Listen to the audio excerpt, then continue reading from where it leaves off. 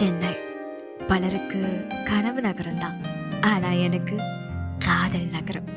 நம்ம காதல் நகரம். பிடிச்சோ பிடிக்காமையோ எனக்கு வேலை கிடைச்சது.